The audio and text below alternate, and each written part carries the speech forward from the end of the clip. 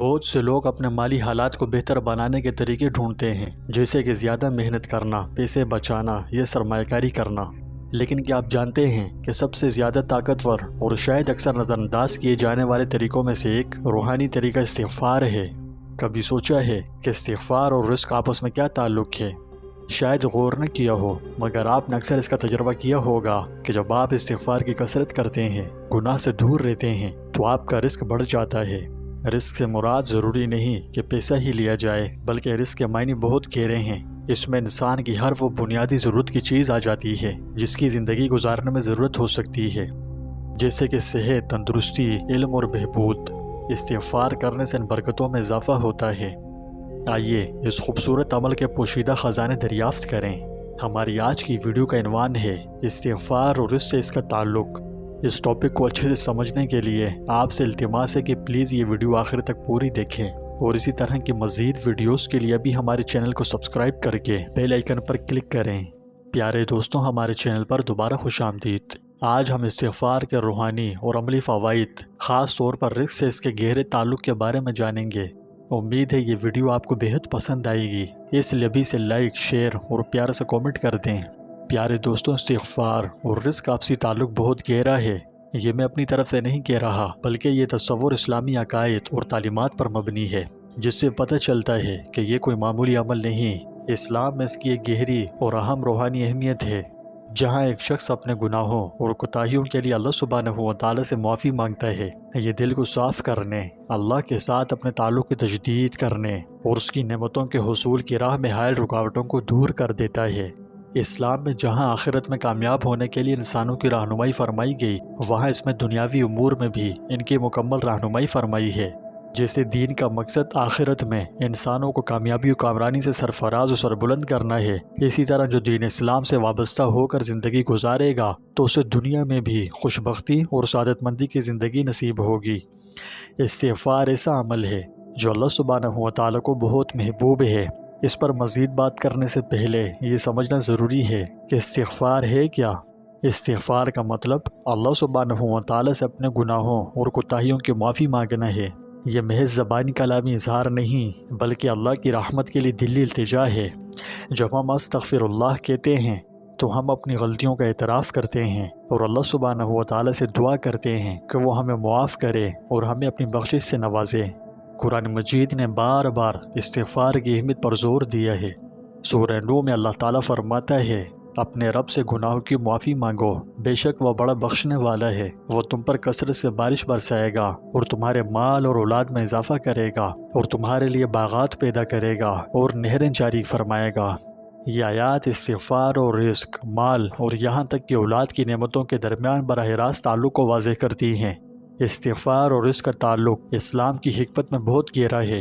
جب ہم اللہ سے اپنے کیے کی معافی مانگتے ہیں تو ہم نہ صرف اپنی روح کو پاک کرتے ہیں، بلکہ اس کے ذریعے الہی رحمت اور برکتوں کے دروازے بھی کھولتے ہیں۔ گناہ، چاہے ہمیں اس کا احساس ہو یا نہ ہو، ہمارے رزق میں رکاوٹ کا کام کرتا ہے۔ استغفار میں مشغول ہو کر ہم ان رکاوٹوں کو توڑ رہے ہوتے ہیں اور اللہ کی نعمتوں کو اپنی زندگی میں مدعو کر رہے ہوتے ہیں۔ حضور نبی کریم صلی اللہ علیہ وسلم نے فرمایا، جو شخص باقاعدگی سے استغفار کرتا ہے، اللہ سبحانہ و تعالیٰ اس کے لیے ہر مشکل سے، ہر تنگی سے نکلنے کا راستہ بنا دیتا ہے اور اسے ایسی جگہ سے رزق دیتا ہے جس کا وہ تصور بھی نہیں کر سکتا تھا۔ پیارے دوستوں، یہ حدیث بڑی خوبصورتی سے واضح کرتی ہے کہ استغفار کس طرح آسانی اور غیر متوقع رزق کا ذریعہ بن سکتا ہے۔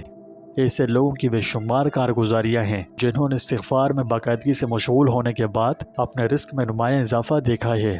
پھر چاہے وہ تاجر ہو جس نے اچانک اپنے کاروبار کو پھلتے پھولتے دیکھا ہو، یہ قرض میں ڈوبا ہوا کوئی شخص جس نے قرض سے ریلیف پایا۔ استغفار کی طاقت ناقابل تردید ہے۔ اگر میں ان کی کارگزاریاں بیان کروں تو ویڈیو بہت لمبی ہو جائے گی۔ بس مختصراً ایک قصہ امام احمد بن حنبل کا آپ کو سنا دیتا ہوں۔ ایک بار امام احمد بن حنبل سفر میں تھے۔ ایک قصبے میں رات ہو گئی تو نماز کے بعد مسجد میں ہی ٹھہرنے کا ارادہ کر لیا۔ ان کی عاجزی ان کے ساری نے یہ گوارا نہ کیا کہ لوگوں کو اپنا تعارف کروا کر خوب آوبھگت کروائی جائے۔ مسجد کے خادم نے امام کو نہ پہچانا اور ان کو مسجد سے باہر نکلنے کا کہا۔ امام نے سوچا کہ مسجد کے دروازے پر سو جاتا ہوں، لیکن خادم نے وہاں سے بھی کھینچ کر نکالنا چاہا۔ یہ تمام منظر ایک نانبائی نے دیکھ لیا جو مسجد کے قریب ہی تھا۔ اس نانبائی نے امام صاحب کو اپنے گھر رات ٹھہرنے کی پیشکش کر دی، جبکہ وہ امام کو جانتا بھی نہیں تھا۔